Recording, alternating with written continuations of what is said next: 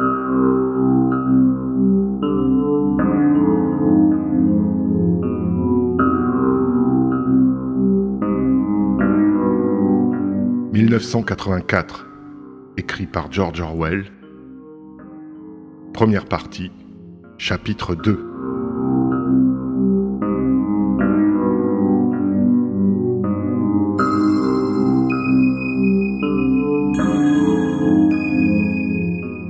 Winston posait la main sur la poignée de la porte quand il s'aperçut qu'il avait laissé le journal ouvert sur la table. Abba Big Brother y était inscrit de haut en bas en lettres assez grandes pour être lisibles de la porte. C'était d'une stupidité inconcevable. Mais il comprit que même dans sa panique, il n'avait pas voulu, en fermant le livre alors que l'encre était humide, tacher le papier crémeux. Il retint sa respiration et ouvrit la porte. Instantanément, une chaude vague de soulagement le parcourut. Une femme incolore, aux cheveux en mèche, au visage ridé, et qui semblait accablée, se tenait devant la porte.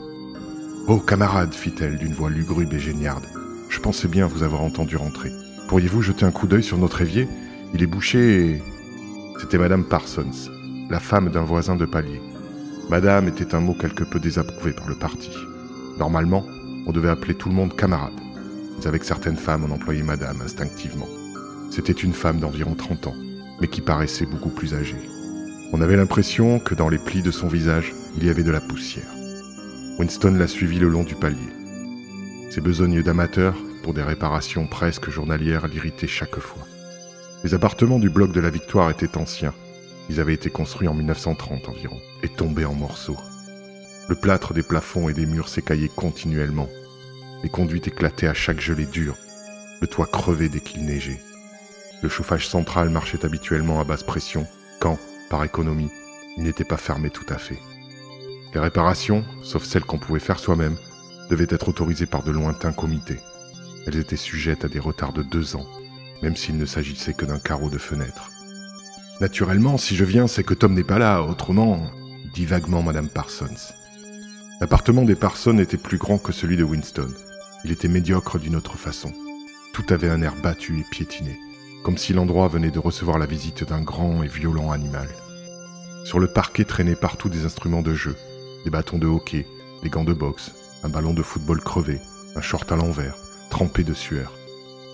Il y avait sur la table un fouillis de plats sales et de cahiers écornés. Sur les murs, on voyait des bannières écarlates des espions et de la Ligue de la Jeunesse, et un portrait grandeur nature de Big Brother. Il y avait l'odeur habituelle de choux cuits, commune à toute la maison, mais qui était ici traversée par un relent de sueur plus accentué. Et cette sueur, on s'en apercevait dès la première bouffée, bien qu'il fût difficile d'expliquer comment, était la sueur d'une personne pour le moment absente.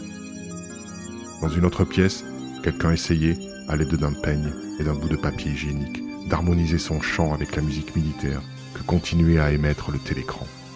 « Ce sont les enfants, » dit Madame Parsons, en jetant un regard à moitié craintif vers la porte. « Ils ne sont pas sortis aujourd'hui et, naturellement... » Elle avait l'habitude de s'arrêter au milieu de ses phrases. L'évier de la cuisine était rempli, presque jusqu'au bord, d'une eau verdâtre et sale qui sentait plus que jamais le chou. Winston s'agenouilla et examina le joint du tuyau. Il détestait se servir de ses mains. Il détestait se baisser, ce qui pouvait le faire tousser. Madame Parsons regardait, impuissante. « Naturellement, dit-elle, si Tom était là, il aurait réparé cela tout de suite. Il aime ce genre de travaux. Il est tellement adroit de ses mains, Tom. » Parsons était un collègue de Winston au ministère de la Vérité. C'était un homme grassouillé mais actif, d'une stupidité paralysante, un monceau d'enthousiasmes imbéciles, un de ces esclaves dévots qui ne mettent rien en question et sur qui, plus que sur la police de la pensée, reposait la stabilité du parti. À 35 ans, il venait, contre sa volonté, d'être évincé de la Ligue de la Jeunesse, et avant d'obtenir le grade qui lui avait ouvert l'accès à cette ligue, il s'était arrangé pour passer parmi les espions une année de plus que le voulait l'âge réglementaire. Au ministère, il occupait un poste subalterne où l'intelligence n'était pas nécessaire, mais il était par ailleurs une figure directrice du comité des sports et de tous les autres comités organisateurs de randonnées en commun, de manifestations spontanées, de campagnes pour l'économie et, généralement, d'activités volontaires. Il pouvait, entre deux bouffées de sa pipe, vous faire savoir avec une fierté tranquille que, pendant ces 4 dernières années, il s'était montré chaque soir au centre communautaire. Une accablante odeur de sueur, inconscient témoignage de l'ardeur qu'il déployait, le suivait partout, et même demeurait derrière lui. alors qu'il était parti.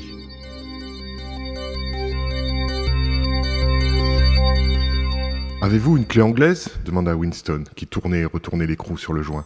« Une clé anglaise ?» répéta Madame Parsons, immédiatement devenue amorphe. « Je ne sais pas, bien sûr. Peut-être que les enfants... » Il y eut un piétinement de souliers, et les enfants entrèrent au pas de charge dans le living room, en soufflant sur le peigne. Madame Parsons apporta la clé anglaise. Winston fit couler l'eau et enleva avec dégoût le tortillon de cheveux qui avait bouché le tuyau. Il se nettoya les doigts comme il le put sous l'eau froide du robinet et retourna dans l'autre pièce. « Oh les mains !» hurla une voix sauvage. Un garçon de 9 ans, beau, l'air pas commode, s'était brusquement relevé de derrière la table et le menaçait de son jouet, un pistolet automatique. Sa sœur, de 2 ans plus jeune environ, faisait le même geste avec un bout de bois. Ils étaient tous deux revêtus du short bleu, de la chemise grise et du foulard rouge qui composait l'uniforme des espions. Winston leva les mains au-dessus de sa tête, mais l'attitude du garçon était à ce point malveillante qu'il en éprouvait un malaise et le sentiment que ce n'était pas tout à fait un jeu. « Vous êtes un traître !» hurla le garçon. « Vous trahissez par la pensée. Vous êtes un espion eurasien. Je vais vous fusiller, vous vaporiser, vous envoyer dans les mines de sel. » Les 2 enfants se mirent soudain à sauter autour de lui et à crier « Traître ! Criminel de la pensée !» La petite fille imitait tous les mouvements de son frère. C'était légèrement effrayant, cela ressemblait à des gambades de petits tigres qui bientôt grandiraient et deviendraient des mangeurs d'hommes.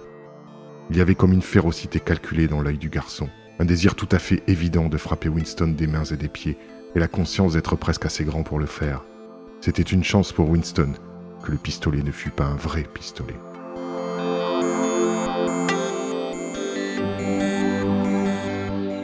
Les yeux de Madame Parsons voltigèrent nerveusement de Winston aux enfants, et inversement.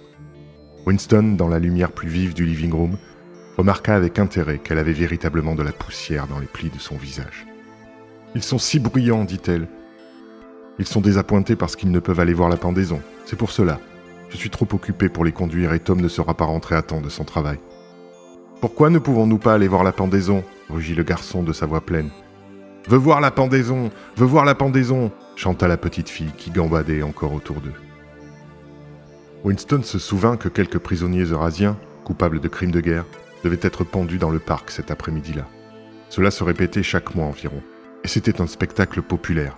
Les enfants criaient pour s'y faire conduire. Winston salua Madame Parsons et sortit. Mais il n'avait pas fait 6 pas sur le palier que quelque chose le frappait à la nuque. Le coup fut atrocement douloureux. C'était comme si on l'avait transpercé avec un fil de fer chauffé au rouge. Il se retourna juste à temps pour voir Madame Parsons tirer son fils pour le faire rentrer, tandis que le garçon mettait une fronde dans sa poche. « Goldstein !» hurla le garçon, tandis que la porte se refermait sur lui. Mais ce qui frappa le plus Winston, ce fut l'expression de frayeur impuissante du visage grisâtre de la femme. De retour dans son appartement, il passa rapidement devant l'écran et se rassit devant la table, tout en se frottant le cou. La musique du télécran s'était tue. Elle était remplacée par une voix coupante et militaire qui disait, avec une sorte de plaisir brutal, une description de la nouvelle forteresse flottante qui venait d'être ancrée entre la terre de glace et les îles Féroé. Cette pauvre femme, pensa Winston, doit vivre dans la terreur de ses enfants. Dans 1 an ou 2, ils surveilleront nuit et jour chez elle les symptômes de non-orthodoxie. Presque tous les enfants étaient maintenant horribles. Le pire, c'est qu'avec des organisations telles que celle des espions, ils étaient systématiquement transformés en ingouvernables petits sauvages. Pourtant, cela ne produisait chez eux aucune tendance à se révolter contre la discipline du parti. Au contraire, ils adoraient le parti et tout ce qui s'y rapportait. Les chansons, les processions, les bannières, les randonnées en bande, les exercices avec des fusils factices, l'aboiement des slogans, le culte de Big Brother. C'était pour eux comme un jeu magnifique. Toute leur férocité était extériorisée contre les ennemis de l'État, contre les étrangers, les traîtres, les saboteurs, les criminels par la pensée. Il était presque normal que des gens de plus de 30 ans aient peur de leurs propres enfants. Et ils avaient raison. Il se passait en effet rarement une semaine sans qu'un paragraphe du Times ne relatât comment un petit mouchard quelconque, enfant héros, disait-on, avait, en écoutant aux portes, entendu une remarque compromettante et dénoncé ses parents à la police de la pensée. La brûlure causée par le projectile s'était éteinte. Winston prit sa plume sans entrain. Il se demandait s'il trouverait quelque chose de plus à écrire dans son journal. Tout d'un coup, sa pensée se reporta vers O'Brien. Il y avait longtemps, combien de temps? 7 ans peut-être. Il avait rêvé qu'il traversait une salle où il faisait noir comme dans un four. Quelqu'un, assis dans cette salle, avait dit, alors que Winston passait devant lui, « Nous nous rencontrerons là où il n'y aura pas de ténèbres. » Ce fut dit calmement, comme par hasard. C'était une constatation, non un ordre. Winston était sorti sans s'arrêter. Le curieux était qu'à ce moment, dans le rêve, les mots ne l'avaient pas beaucoup impressionné. C'est seulement plus tard, et par degrés, qu'ils avaient pris tout leur sens. Il ne pouvait maintenant se rappeler si c'était avant ou après ce rêve qu'il avait vu O'Brien pour la première fois. Il ne pouvait non plus se rappeler à quel moment il avait identifié la voix comme étant celle d'O'Brien. L'identification en tout cas était faite. C'était O'Brien qui avait parlé dans l'obscurité. Winston n'avait jamais pu savoir avec certitude si O'Brien était un ami ou un ennemi. Même après le coup d'œil de ce matin, il était encore impossible de le savoir. Cela ne semblait pas d'ailleurs avoir une grande importance. Il y avait entre eux un lien basé sur la compréhension réciproque, qui était plus important que l'affection ou le rattachement à un même parti. « Nous nous rencontrerons là où il n'y a pas de ténèbres », avait dit O'Brien. Winston ne savait pas ce que cela signifiait. Il savait seulement que, d'une façon ou d'une autre, cela se réaliserait. La voix du télécran se tut. Une sonnerie de clairon, claire et belle, flotta dans l'air stagnant. La voix grinçante reprit. « Attention, attention, je vous prie. Un télégramme vient d'arriver du front de Malabar. Nos forces ont remporté une brillante victoire dans le sud de l'Inde. Je suis autorisé à vous dire que cet engagement pourrait bien rapprocher le moment où la guerre prendra fin. Voici le télégramme. »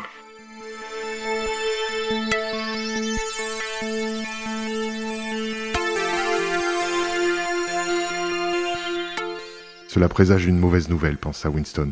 En effet, après une description réaliste de l'anéantissement de l'armée eurasienne et la proclamation du nombre stupéfiant de tués et de prisonniers, la voix annonça qu'à partir de la semaine suivante, la ration de chocolat serait réduite de 30 à 20 grammes. Winston éructa encore. Le gin s'évaporait, laissant une sensation de dégonflement. Le télécran, peut-être pour célébrer la victoire, peut-être pour noyer le souvenir du chocolat perdu, se lança dans le chant. « Océania, c'est pour toi !» On était censé être au garde à vous, mais là où il se tenait, Winston était invisible. « Océania, c'est pour toi !» fit place à une musique plus légère. Winston alla à la fenêtre, le dos au l'écran. C'était une journée encore froide et claire. Quelque part au loin, une bombe explosa avec un grondement sourd qui se répercuta. Il y avait chaque semaine environ 20 ou 30 de ces bombes qui tombaient sur Londres. Dans la rue, le vent faisait claquer de droite à gauche l'affiche déchirée et le mot « Hang Sok » apparaissait et disparaissait tour à tour. Hang Sok. Les principes sacrés de Lang Sok. Novlangue, double pensée, mutabilité du passé. Winston avait l'impression d'errer dans les forêts des profondeurs sous-marines, perdu dans un monde monstrueux dont il était lui-même le monstre. Il était seul. Le passé était mort, le futur inimaginable. Quelle certitude avait-il qu'une seule des créatures humaines actuellement vivantes pensait comme lui? Et comment savoir si la souveraineté du parti ne durerait pas éternellement? Comme une réponse, les 3 slogans inscrits sur la façade blanche du ministère de la Vérité lui revinrent à l'esprit. La guerre, c'est la paix. La liberté, c'est l'esclavage. L'ignorance, c'est la force.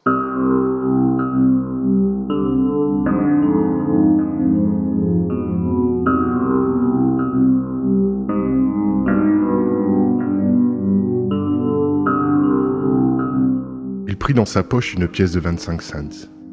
Là aussi, en lettres minuscules et distinctes, les mêmes slogans étaient gravés. Sur l'autre face de la pièce, il y avait la tête de Big Brother, dont les yeux, même là, vous poursuivaient. Sur les pièces de monnaie, sur les timbres, sur les livres, sur les bannières, sur les affiches, sur les paquets de cigarettes, partout. Toujours ces yeux qui vous observaient, cette voix qui vous enveloppait. Dans le sommeil ou la veille, au travail ou à table, au dedans ou au dehors, au bain ou au lit, pas d'évasion. Vous ne possédiez rien, en dehors des quelques centimètres cubes de votre crâne. Le soleil avait tourné et les myriades de fenêtres du ministère de la Vérité, qui n'étaient plus éclairées par la lumière, paraissaient sinistres comme les meurtrières d'une forteresse. Le cœur de Winston défaillit devant l'énorme construction pyramidale. Elle était trop puissante, on ne pouvait la prendre d'assaut. 1 millier de bombes ne pourraient la battre. Winston se demanda de nouveau pour qui il écrivait son journal. Pour l'avenir? Pour le passé? Pour un âge qui pourrait n'être qu'imaginaire? Il avait devant lui la perspective, non de la mort, mais de l'anéantissement. Son journal serait réduit en cendres et lui-même en vapeur. Seule la police de la pensée lirait ce qu'il aurait écrit avant de l'effacer de l'existence et de la mémoire. Comment pourrait-on faire appel au futur alors que pas une trace, pas même un mot anonyme griffonné sur un bout de papier ne pouvait matériellement survivre? Le télécran sonna à 14 heures. Winston devait partir dans 10 minutes. Il lui fallait être à son travail à 14h30. Curieusement, le carillon de l'heure parut lui communiquer un courage nouveau. C'était un fantôme solitaire qui exprimait une vérité que personne n'entendrait jamais. Mais aussi longtemps qu'il l'exprimerait, la continuité, par quelque obscur processus, ne serait pas brisée. Ce n'était pas en faisant entendre, mais en conservant son équilibre, que l'on portait plus loin l'héritage humain. Winston retourna à sa table, trempa sa plume et écrivit. Au futur ou au passé, au temps où la pensée est libre, où les hommes sont dissemblables mais ne sont pas solitaires, au temps où la vérité existe, où ce qui est fait ne peut être défait, de l'âge de l'uniformité, de l'âge de la solitude, de l'âge de Big Brother, de l'âge de la double pensée, salut. Il réfléchit qu'il était déjà mort. Il lui apparut que c'était seulement lorsqu'il avait commencé à être capable de formuler ses idées qu'il avait fait le pas décisif. Les conséquences d'un acte sont incluses dans l'acte lui-même.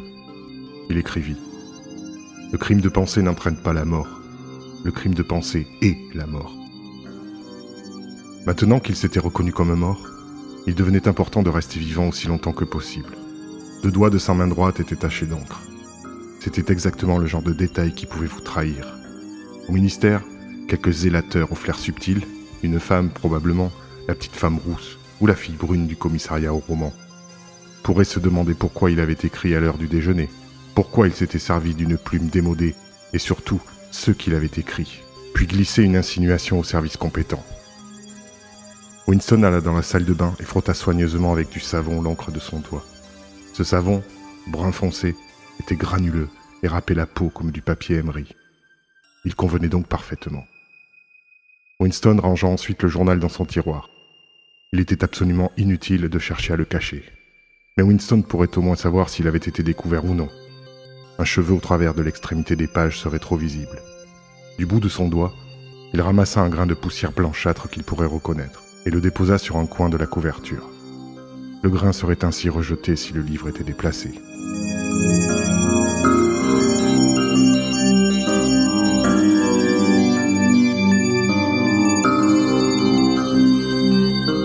Fin de ce 2e chapitre de la première partie de 1984, écrit par George Orwell. En vous remerciant pour votre écoute et en vous invitant à vous abonner à la chaîne pour soutenir notre travail et être averti de la mise en ligne des prochaines lectures et vidéos. À bientôt sur Frisson d'hiver.